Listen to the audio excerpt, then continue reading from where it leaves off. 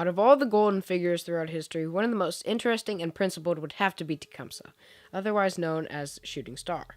The beginnings of Tecumseh's life were full of trauma. At a young age, Puck Shinwa, Tecumseh's father, was brutally murdered by a white frontiersman. Shaken by her husband's death, Tecumseh's mother, Methoatask, left her children in the care of her sister, Tecumseh. Chicksika mentored Tecumseh and taught him almost everything he knew. Chicksika's wife and parents lived in Middle Tennessee after his death. Tenskwatawa, whose name means open door, was Tecumseh's brother, as well as a popular spiritual leader known as the Prophet. The Prophet claimed that he had been visited by the Shawnee god. According to Tenskwatawa, the Master of Life would reward the Shawnee with driving the whites out if they would give up all white customs and products and also band together as one Indian nation. William Henry Harrison, the governor of the Indiana Territory, grew fear towards the Prophet's immense following. He dared the Prophet to prove his power by creating a miracle of some sort. Tecumseh knew that his brother was in dire need of assistance. He recognized that there would be a solar eclipse soon and urged the Prophet to use this as his miracle. Harrison was convinced that the Prophet wasn't a fake, but that didn't stop him from trying to claim the land being used by the Shawnee. William Henry Harrison wrote the Treaty of Fort Wayne, a treaty that would surrender 3 million acres of Bosch Indians' land to the United States government. This infuriated Tecumseh and Tenskwatawa. They wanted to remain independent from American affairs and verbally discredited the treaties and those who had signed them. Tecumseh had dealt with enough insolence and decided to meet with Harrison, which he did on 2 separate occasions. During one of them, Tecumseh revived a popular idea while debating with William Henry Harrison. He spoke of an idea that property is shared and owned by no man, and is used by anyone who needs it.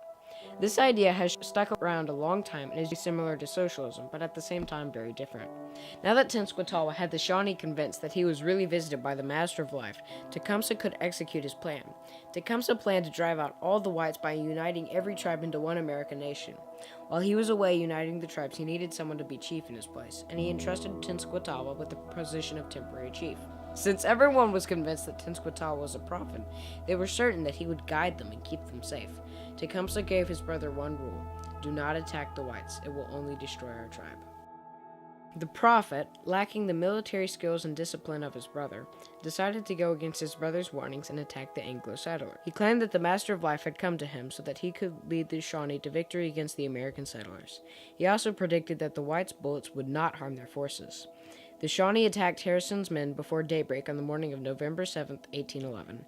Harrison's army had almost 1,000 infantry and cavalry soldiers. The American army suffered heavy losses. The American Indians' losses are impossible to know because they carried off most of their dead and wounded. Harrison guessed that at least 40 Indian warriors were killed.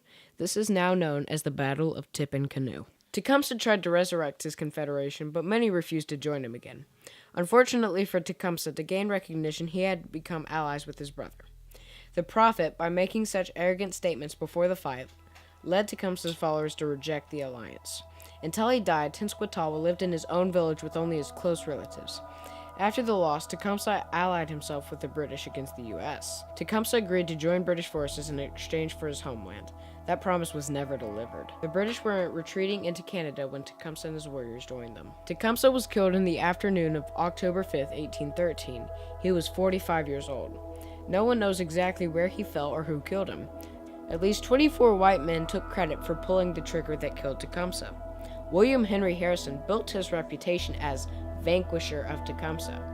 Richard Mentor Johnson, the country's 9th vice president, also claimed to have defeated the Shawnee chief. Tecumseh's legacy has grown exponentially since his death. Once viewed as an enemy to settlers, he is now celebrated as an Indian hero.